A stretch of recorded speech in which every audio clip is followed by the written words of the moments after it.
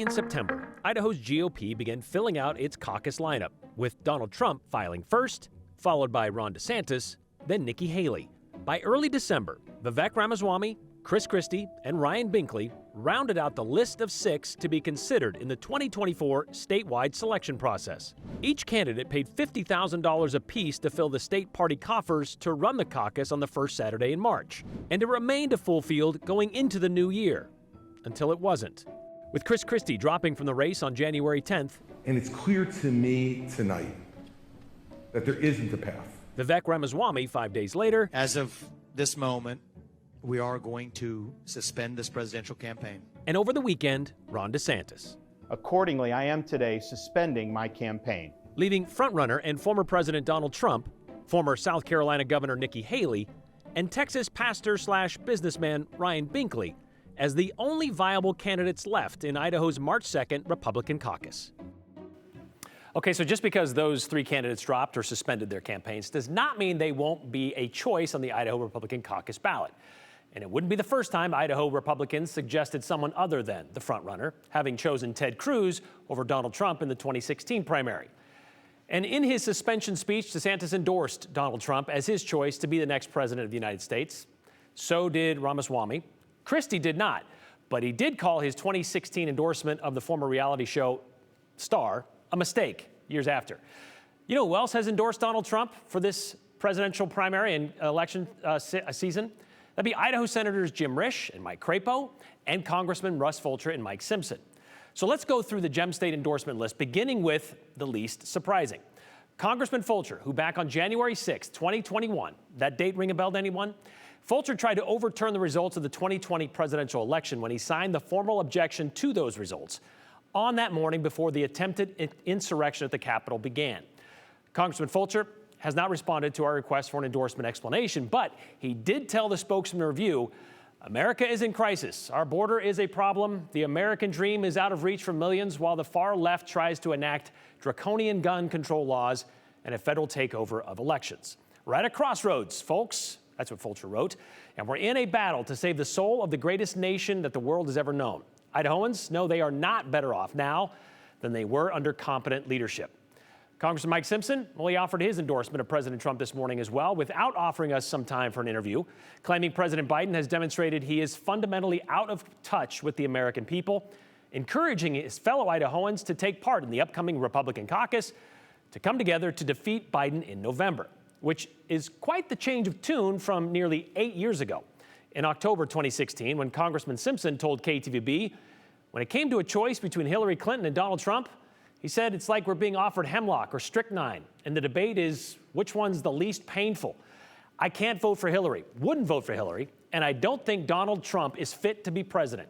At some point in time, the American people have to say we deserve better than this, and we deserve better candidates than this, people who don't act like children. Simpson called Trump's vulgar comments about women, quote, the final straw. Then once in office, in July of 2017, Congressman Simpson called Trump and his family and his administration a distraction. He believed Trump would learn how to be president, but he didn't see it happening at the time.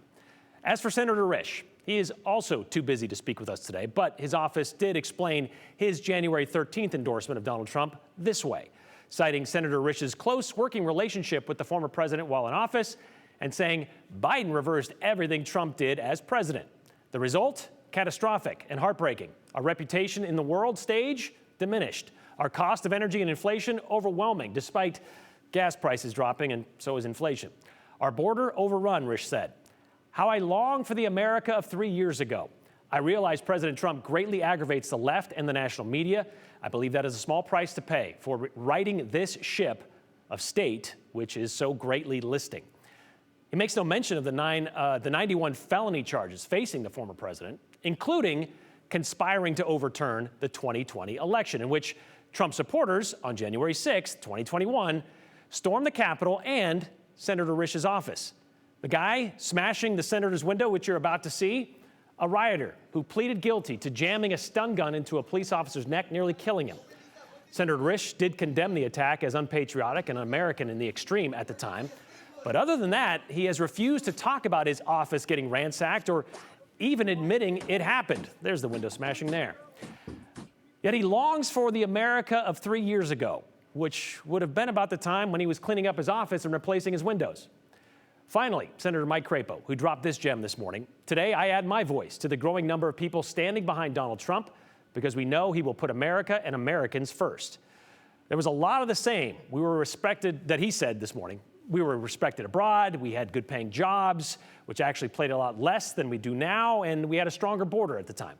It's time for a change from the chaos, the difficulties and unrest we have experienced during the Biden administration. I stand with Donald Trump and pledge his help to help him get back to our country's core values and aspirations. Our country's core values. What about the Republican Party's core values or family values?